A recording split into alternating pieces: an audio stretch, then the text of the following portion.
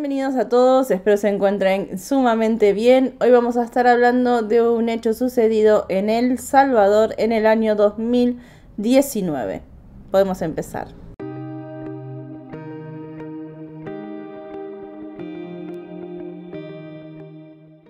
Voy a comenzar contándoles que el 7 de febrero las autoridades hacen un hallazgo terrible en una fosa clandestina dentro de una finca llamada Los Reyes en Nahuizalco, donde se encontraban 5 cuerpos, todos pertenecientes a una misma familia. Si bien las autoridades no tenían dudas de a quiénes pertenecían esos cuerpos, debían realizar, por supuesto, las pruebas de ADN. ¿Pero por qué no tenían dudas de quiénes eran?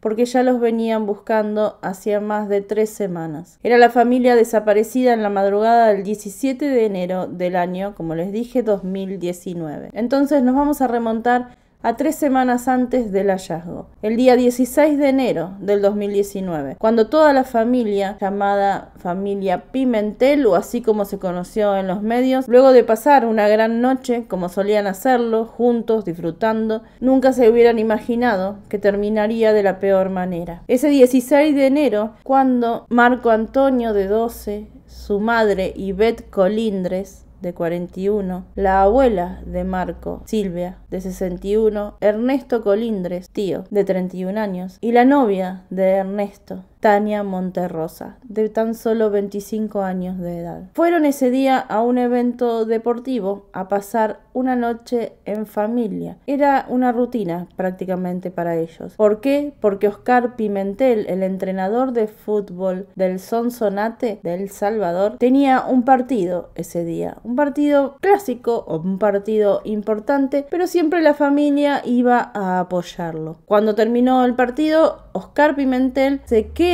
en el lugar, en el club, porque tenía que realizar un evento y luego se acercaría o se juntaría con la familia. Los otros 5 miembros de la familia se suben todos a un mismo auto y se iban rumbo a su casa. Antes de esto pasarían a un lugar conocido por ellos a comprar unas pupusas. Luego de esta compra, se irían o seguirían camino para su hogar. Lamentablemente, en el camino rumbo a su casa, algo sucede que les impide llegar a su hogar a salvo. Se dan cuenta de que se les revienta una llanta del auto y tienen que cambiarla. Oscar Pimentel, el hombre que había quedado en el club, el entrenador de fútbol, les pregunta si estaban bien, si ellos querían, él se acercaba a cambiar la llanta. Su esposa, con quien se comunicaba, le dijo que no, que estaba bien, que ya estaban por arreglarla y seguirían camino. Cuando Oscar Pimentel llega a su casa se da cuenta de que ningún miembro de su familia estaba. Algo les tenía que haber pasado porque todos tenían el teléfono prendido, las llamadas entraban, sonaban, pero nadie respondía. Por supuesto se acercó a las autoridades del lugar y le dijeron que tenía que volver hacia El Naranjo, la ruta donde supuestamente se comunicó por última vez con su familia. Es así que al otro día, a primera hora, realiza la denuncia y es cuando comienzan a buscarlos. Les informa a las autoridades que la última comunicación que tuvo con su esposa fue a las 9:25 y que después la volvió a llamar y ya no tuvo ningún tipo de contacto con ella. Comienza una búsqueda por la zona, no sé si es porque es figura pública o porque realmente al ser 5 personas las que habían desaparecido, a las autoridades les pareció importante. Lo que cabe destacar es que a primera hora ya estaban realizando la búsqueda en el lugar. Y el 17 de enero, por la ruta, 5 kilómetros más adentro, dentro de una finca, encuentran el auto de la familia, con prácticamente todas las pertenencias de ellos adentro, pero ellos no estaban. Sí pudieron notar que el auto tenía disparos. Tenía al menos 2 impactos de bala. Se sospechaba de un secuestro, de un robo, aunque el robo era prácticamente descartado ya que tenían todas las pertenencias dentro del auto. Por el secuestro, hasta el momento nadie, pero nadie estaba pidiendo ningún tipo de dinero a cambio de sus vidas. Quedaba entonces interrogar a las personas que estaban a cargo del cuidado de la finca.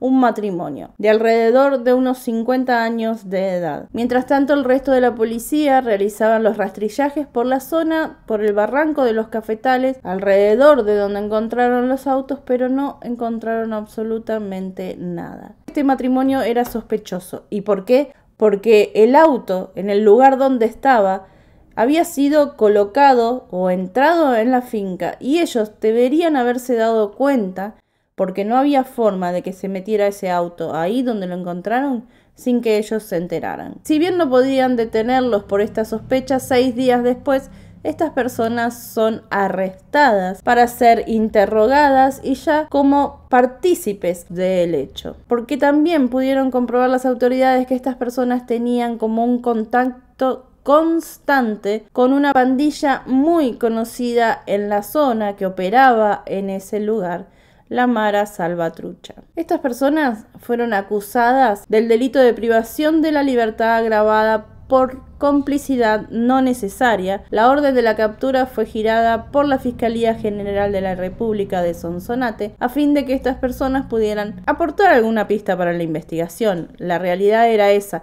Si bien no había tantas pruebas, sí, como les dije, no podían comprobar o no podían demostrar cómo hicieron o cómo entraron el auto ahí sin que ellos no lo vieran. La investigación siguió y llegamos nuevamente a la fecha del hallazgo, ese 7 de febrero del 2019. Estaban dentro de esta misma finca que cuidaban estas personas. Solo que estaban en un lugar, como les dije, una fosa clandestina de 2 metros de profundidad aproximadamente, y además tenían plantado unos árboles de café encima, cosa de que nadie pudiera encontrarlos de manera fácil. Fueron sacando uno a uno los cuerpos del lugar con el horror que eso presentaba para todas las personas que se encontraban en el lugar por la forma en la que fueron encontrados. La última en ser sacada fue la suegra de Omar Pimentel. Claro, estaban todos en un avanzado estado de descomposición, pero sí se pudo ver que muchos tenían bastantes golpes en su cuerpo.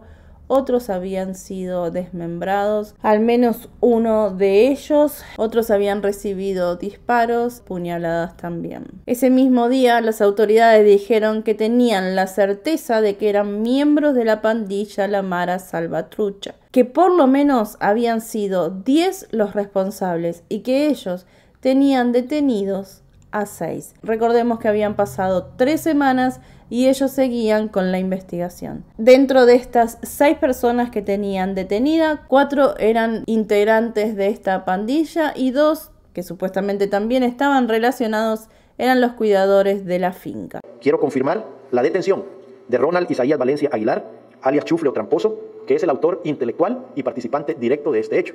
También Carlos Eduardo Serna López, alias Gualcalchía, así como William Fadarí Martínez Ramos, alias El Gato, que también participa directamente en el hecho. Y a otra persona más, mujer, Jenny Isaura Mendoza González, que es la compañera de vida del Gato, quien, de acuerdo a la información que tenemos hasta ahorita, no participa en el hecho, pero no participa en el cometimiento o el hecho material. A los señores Bessie Segura Cardona, de 56 años, y Felipe Lue Flores, también de 56 años. Las autoridades señalaron a estos 6 como los responsables de este brutal hecho, que tenían indicios de otras 2 personas más que se creían que habían sido asesinadas para que no los pudieran involucrar en este hecho, y también, como no encontraban el cuerpo, se corría la voz o la versión de que al menos podrían estar prófugos. Es decir, para las autoridades estaban prófugos hasta que no encontraran al menos sus cuerpos, pero tenían las sospechas de que podrían estar ya sin vida. 2 de todos estos eran los principales, Abel Cardona y Víctor Manuel. Ambos fueron los acusados de planificar todo el hecho. Mientras tanto, estos 2 se declaraban inocentes. Y les dejo el video acá para que escuchen lo poco que se les puede entender. Todo lo que puedo decir. Según investigaciones, ustedes son los actores intelectuales que participaron en el hecho. Bueno, quizás agarraron algún que tal vez habrá cometido algún delito de eso y nos está incriminando también nosotros, quizás porque se siente mal con nosotros, quizás o no le caemos bien o algo así, o no sé, va. Pero ahí está un Dios que está en las huellas de uno que me siento libre. Las autoridades mencionaban que ustedes pertenecen a grupos delincuenciales de la zona. Nada que ver con eso.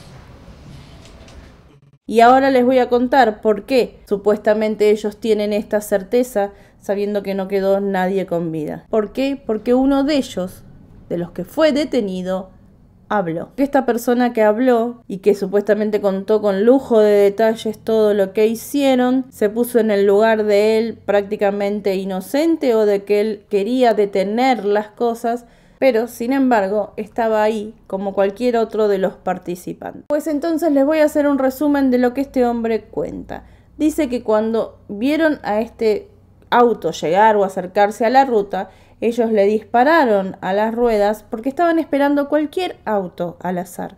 No fue nada en contra de nadie en particular, supuestamente. Disparan al auto, le disparan a la rueda, la familia no se da cuenta que esto fue por un disparo, piensan que pincharon, ellos directamente se bajan a cambiar la rueda. Luego lo que hacen estos sujetos es abordarlos y empezar a preguntarles, aún sin siquiera intimidarlos, simplemente preguntándoles si ellos tenían familiares policías o pandilleros.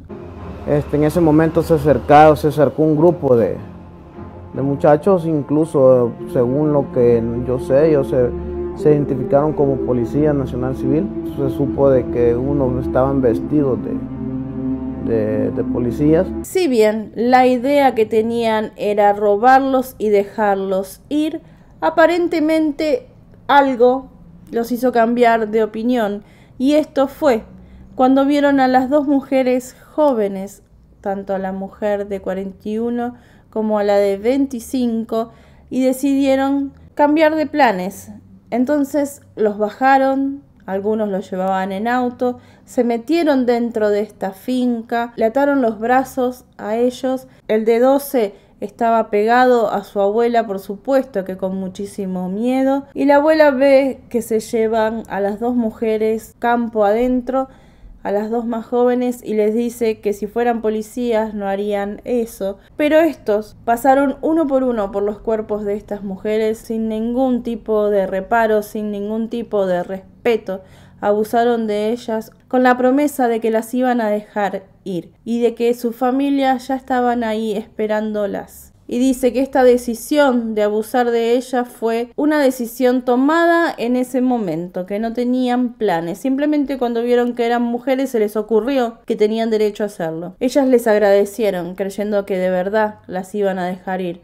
Les agradecieron a pesar de todo lo que les habían hecho. Luego de llevarlos hasta otro lugar, los golpean, los lastiman una y otra vez. Les tomaron el pulso para ver si tenían signos vitales. Cuando se dieron cuenta de que ninguno respondía, les dispararon a todos para asegurarse de que no quedaran rastros. Hicieron ese agujero de 2 metros donde los colocaron y luego se fueron a dormir. Sí, se fueron a dormir como si nada hubiera pasado en la quinta, en esa misma finca donde estaban. Sembraron café sobre ese lugar que habían hecho, sobre ese agujero o esa fosa clandestina, para que por supuesto no despidiera olor.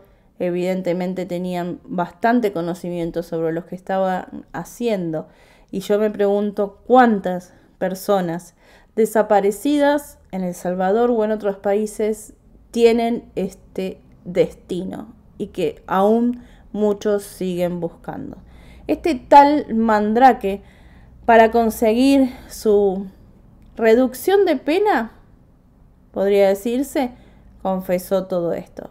Pero en realidad a este hombre lo liberaron.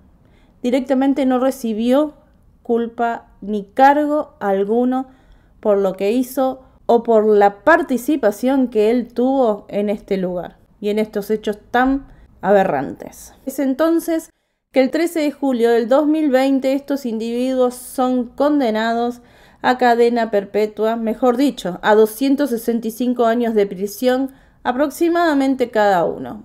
Hay una diferencia entre 2 o 3 años según la participación que tuvieron. Salvo, como les dije, este tal Mandrake, que quedó directamente en libertad.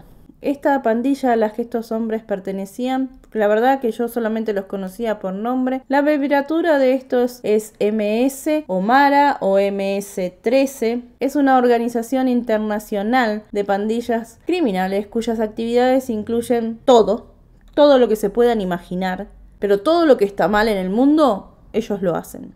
Esta familia perdió la vida simplemente porque estos que estaban con ganas de robarle a alguien o hacer lo que siempre hacen, los atacaron, sin importarles nada. Bueno, este es el caso de la familia Pimentel. Lamentablemente hay muchas personas, tanto la familia de Tania como la del señor Oscar Pimentel, que están sufriendo muchísimo. Una abuela de 90 años o 99 años que perdió a sus nietos y bisnietos realmente con muchísimo dolor. Los familiares de Tania, que si bien estaba ocasionalmente ahí porque estaba su novio, también le pasó exactamente lo mismo. La familia de ella también está sufriendo. Yo me voy a despedir de todos ustedes, pero no sin antes decirle, cuídense mucho, cuiden a los suyos. Nos podemos ver en Instagram si quieren. Ahí estaremos interactuando un poquito más cuando retome las redes, claro, porque ando con poco tiempo. Nosotros nos vemos muy pronto en un siguiente video. Cuídense mucho, cuiden a los suyos, no olviden disfrutar al máximo la vida, siempre cuidándose. Gracias a los miembros del canal, a los miembros de la comunidad. Nosotros nos vemos muy pronto. Chao, cuídense. No creo yo, hijo.